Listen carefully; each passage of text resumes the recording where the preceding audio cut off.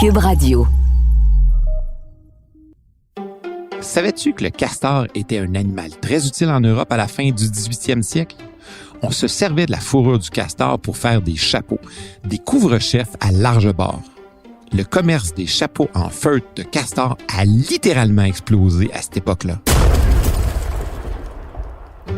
Il faut savoir que le castor vivait en Europe, principalement en Russie et sur le pourtour de la mer Baltique.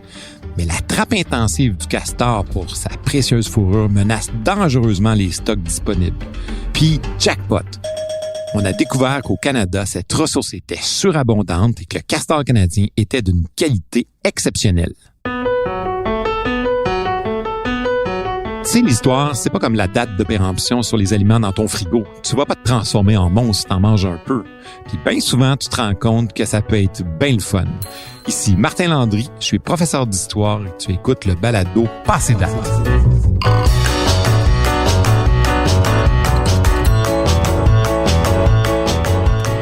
Aujourd'hui, le thème de l'épisode, le temps des sans-associés.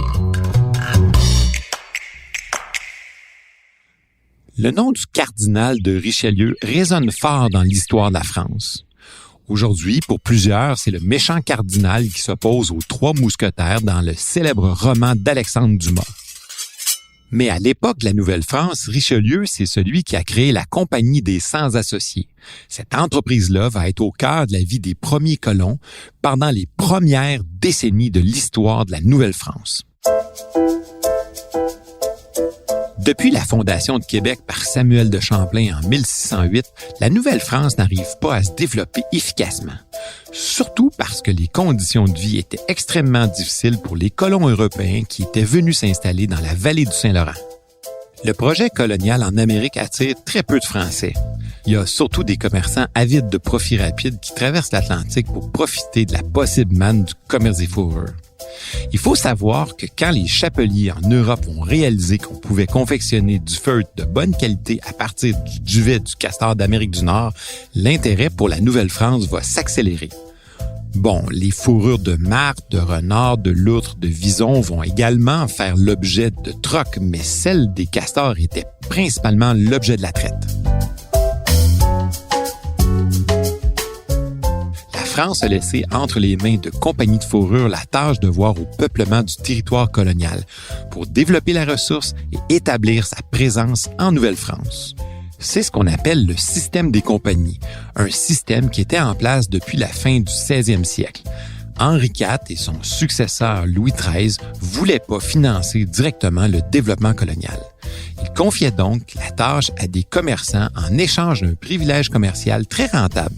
En fait, on leur offrait un monopole, ou si tu veux, l'exclusivité de la traite des fourrures.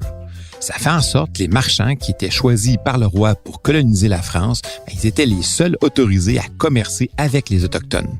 C'est aussi eux qui les rapportaient en France. Mais rapidement, les propriétaires de ces compagnies-là ont délaissé leurs obligations de colonisation pour se concentrer presque uniquement sur les profits de la traite. Champlain est en quelque sorte le gouverneur de la colonie. Il est ambitieux. Il voit grand pour le Canada. Et il souhaite la création d'une nouvelle compagnie dont le mandat serait clairement de voir au peuplement de la Nouvelle-France. L'idée serait d'exploiter toutes les richesses qu'elle contient et aussi d'évangéliser les premiers peuples d'Amérique. Les nombreuses rencontres avec les fonctionnaires royaux de la France vont finalement porter fruit. En 1627, le tout-puissant cardinal de Richelieu, qui se trouve à être en quelque sorte le premier ministre de Louis XIII, alors Richelieu se laisse convaincre de créer une nouvelle compagnie pour favoriser le développement de la colonie. La compagnie est composée de 100 actionnaires qui s'engagent à fournir 3000 livres. Ça, là, c'est la monnaie royale française de l'époque. La compagnie est nommée Sans Associés ou de la Nouvelle-France. Elle reçoit du roi de France l'exclusivité de l'exploitation du territoire d'Amérique du Nord pour le compte du roi de France. En retour, elle doit peupler la colonie, notamment en y installant 4000 colons dans un délai de 15 ans et aussi évangéliser les Premières Nations. Est-ce que tu savais qu'à cette époque-là, les nobles et clergés ne pouvaient pas faire de commerce sans déroger à leur rang social? En fait, un noble ne travaillait pas pour vivre et surtout, il ne faisait pas de commerce. Il laissait ça aux bourgeois.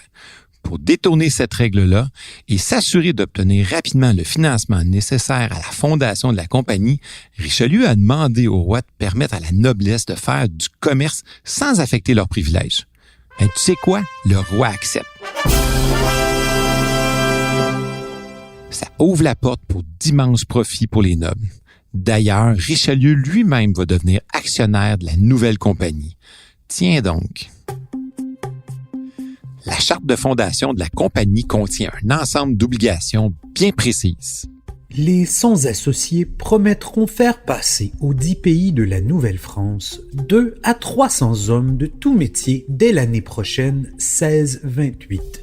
Et pendant les années suivantes, en augmenter le nombre jusqu'à 4000 de l'un et l'autre sexe dans 15 ans prochainement venant, que l'on comptera les y loger, nourrir et entretenir de toutes choses nécessaires à la vie pendant 3 ans.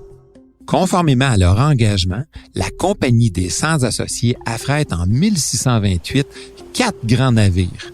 Sur les bateaux, elle charge des vivres, des outils pour défricher, des semences et surtout 400 hommes et femmes. Des colons qui vont aider à défricher la terre et à enraciner les Français dans la vallée du Saint-Laurent. C'est évidemment l'expédition la plus ambitieuse et surtout la plus coûteuse depuis le début de l'histoire de la Nouvelle-France. L'entreprise mise toutes ses ressources financières dans cette grande traversée. Mais le moment est bien mal choisi pour faire cette traversée de l'Atlantique, parce que le roi d'Angleterre vient de déclarer la guerre à la France.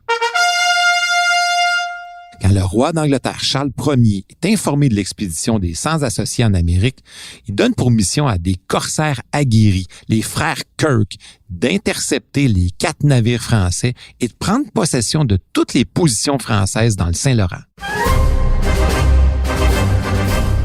Dès juillet, un premier navire français est intercepté par les frères Kirk. Les corsaires prennent possession de Tadoussac et détruisent les fermes. Ils font pression sur Champlain pour qu'il abandonne Québec. Mais Champlain résiste. Il fait accroire aux Kirk qu'il peut résister longtemps à un siège confortablement dans sa forteresse. Mais c'est complètement faux. Derrière les murs de Québec, il manque littéralement de tout. C'est la famine. Chaque petit pois est compté. Après avoir résisté pendant plus d'1 an, Champlain capitule. Le 21 juillet 1629, le drapeau anglais flotte sur Québec. Déçu, le fondateur de Québec va quitter la colonie et retourner en France. L'interception des navires par les Kirk, l'emprisonnement des colons et la perte de matériel vont très sérieusement hypothéquer la Compagnie des 100 associés. Même si la France va reprendre Québec en 1632 après une longue négociation, les 400 colons sont peu intéressés à retourner en Amérique et la compagnie est presque ruinée. Faut tout recommencer, presque à zéro.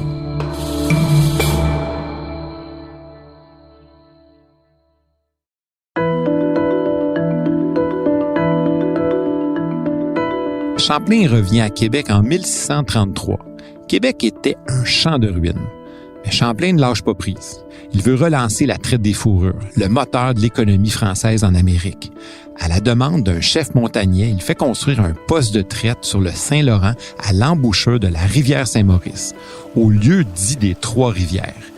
Pour sceller leur relation, Champlain va dire au chef montagnais « Quand cette grande maison sera faite, alors nos garçons se marieront avec vos filles et nous ferons plus qu'un peuple. » Ces garçons-là dont parlait Champlain vont arriver dès 1634. À force d'acharnement, la colonie se développe et maintient 2 grands établissements, Québec et Trois-Rivières. Le jour de Noël, le 25 décembre 1635, Samuel de Champlain décède à Québec. Il faut savoir qu'au cours des années 1640, 3 pays européens sont intéressés par l'Amérique du Nord. L'Angleterre possédait le long de la côte atlantique quelques établissements prospères qui forment ce qu'on appelle la Nouvelle-Angleterre. La Hollande, elle, avait 2 postes. La Nouvelle-Amsterdam, qui va devenir New York, et Fort-Orange sur la rivière Hudson, qui va devenir Albany. Et finalement, la Nouvelle-France, qui occupait un vaste territoire, mais qui était seulement peuplé d'environ 300 habitants. C'est bien peu pour un territoire aussi gigantesque. Les Hollandais et les Français s'intéressaient surtout à la traite des fourrures. Mais tu dois savoir que les Hollandais étaient des alliés des peuples Iroquois. Quant aux Français, ils faisaient surtout affaire avec les Algonquins, les Montagnais, les Outaouais et les Hurons. Rapidement, la rivalité commerciale va entraîner des guerres qui vont mettre en péril le projet de la Compagnie des Sans-Associés.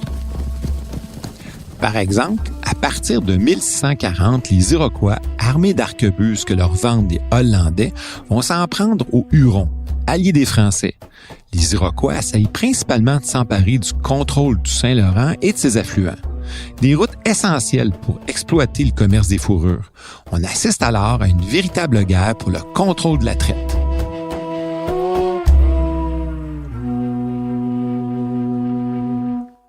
En 1642, Jeanne Mance, Maisonneuve et une poignée de colons vont fonder le fort Ville-Marie sur l'île de Montréal.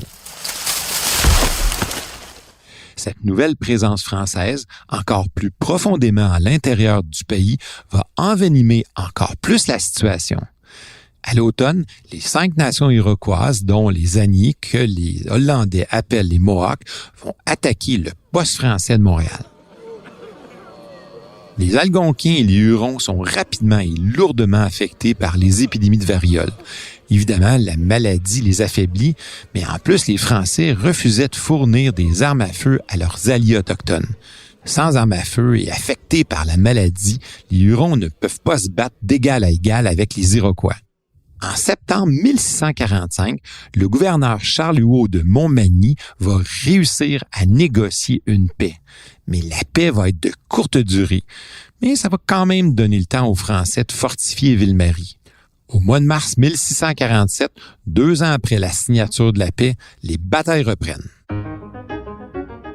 L'année suivante, les Iroquois entreprennent la destruction systématique de la Huronie, un territoire situé entre le lac Huron, le lac Ontario et le lac Erie. En 2 ans, 5 villages sont détruits et 15 autres sont abandonnés. En 1650, une poignée de survivants hurons vont se réfugier à l'île d'Orléans puis à Sillery dans l'espoir de profiter de la protection de Québec. Marie de l'Incarnation, la supérieure de la communauté des Ursulines, note dans son journal « Si l'Iroquois poursuit ses conquêtes et ses victoires, il n'y a plus rien à faire ici pour les François.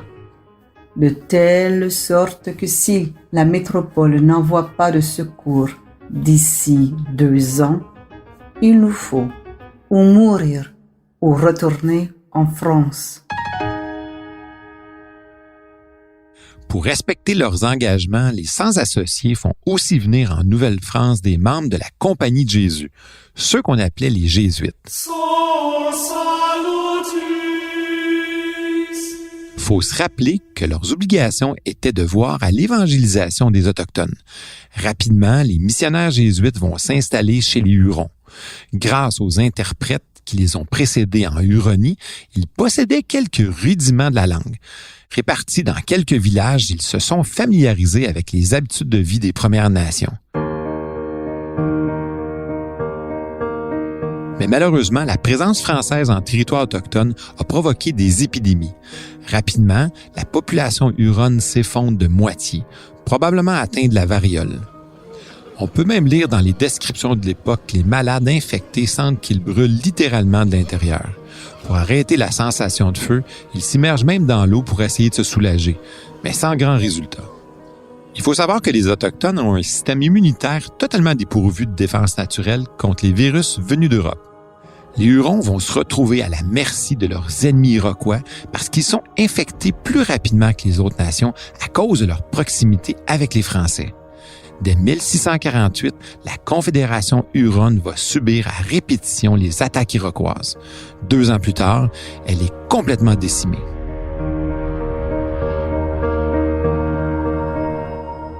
Bon, Revenons à la fourrure. Jusqu'en 1645, les sans-associés possédaient officiellement le monopole de la vente des fourrures canadiennes. En retour, ils devaient payer les frais d'administration de la colonie. Mais, quand la compagnie est acculée à la faillite, elle doit céder son monopole de la traite à la Compagnie des habitants.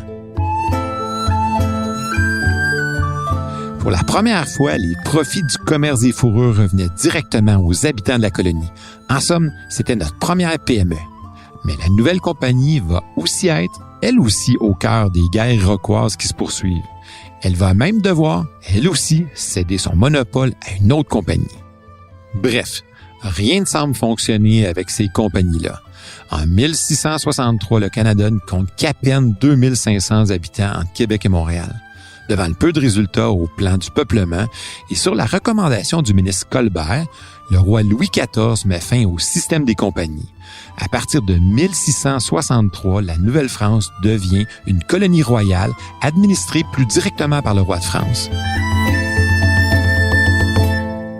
À ce moment-là, c'est une nouvelle période de l'histoire de la Nouvelle-France qui s'amorce et qui annonce des jours meilleurs pour les quelques habitants qui ont adopté ce territoire outre-mer. Tu sais, des fois, si tu veux pas être passé date, c'est important de regarder un peu en arrière, d'essayer de comprendre le passé pour mieux voir où tu veux aller. Je te donne rendez-vous au prochain épisode. Salut!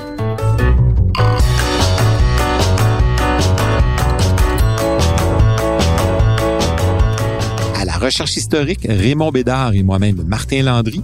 Un merci spécial à René Hachin, Mario Bissonnette et Nicolas Théoret. Au montage, Philippe Séguin.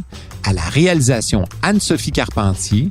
Diffusé en collaboration avec la Société des professeurs d'histoire du Québec, ce balado est une production de Montréal en histoire et de Cube Radio.